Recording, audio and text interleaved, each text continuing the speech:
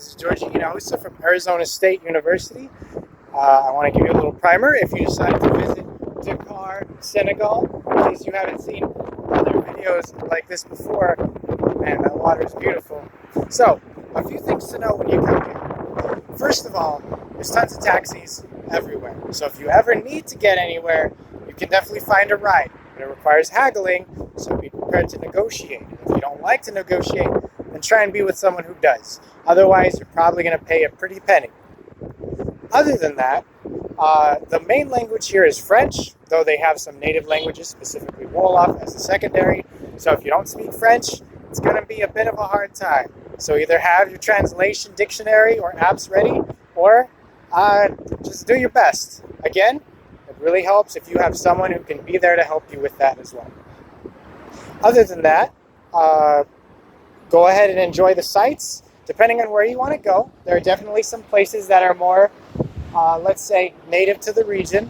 They have Sea Plaza here. It's very westernized, the mall, with a Radisson Hotel next to it. That's if you want a more luxurious thing, you know, with a Levi's store, things you might be more used to if you're from the western part of the world.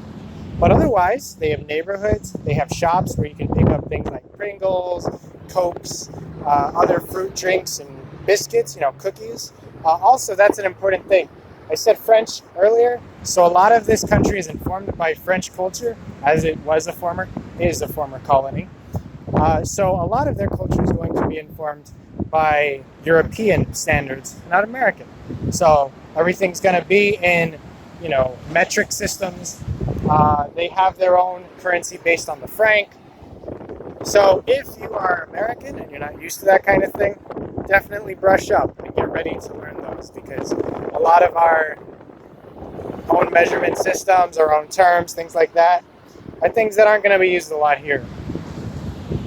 It's definitely pretty safe. They have a lot of security. They're very nice people. They like to be accommodating. They love to help out. They're very extroverted, so they like to talk. They like to ask how you're doing. And generally, it's considered polite to also ask how the others are doing too. Although, there can be caveats made for tourists, as this is a different place, and most of the times they understand that. Majority Muslim population, however, they're very understanding, very nice. And whether you're Christian or Muslim, or even if you say you don't have a belief system you follow, they understand. They're very cool with that. So yeah, if you ever want to come to Dakar, keep in mind, even though this is West Africa, you may have an assumption that things are cheaper. Some things maybe. Taxi rides can be as low as 1,000 francs, which comes out to a little under $2 usually. However, other things generally are about the same price you'd pay in America. So if you think you're going to come over here and you're going to live like royalty, that may not be the case unless you're in fact royalty where you come from. But yeah, if this seems like a cool place you'd like to visit, go ahead, give it a try. Like I said, they're very open to people of different cultures and different perspectives coming over and just enjoying yourselves. Now, that being said, do keep in mind, there is still some social conservatism here. So, for example, same-sex coupling is not something that is, A, frankly, illegal, but B, it is just not something that they're used to yet. So, some stuff like that may take a little bit longer to get used to here, but otherwise, it's a pretty cool place, and it has some pretty beautiful sights. So yeah, if you do come, I hope you enjoy.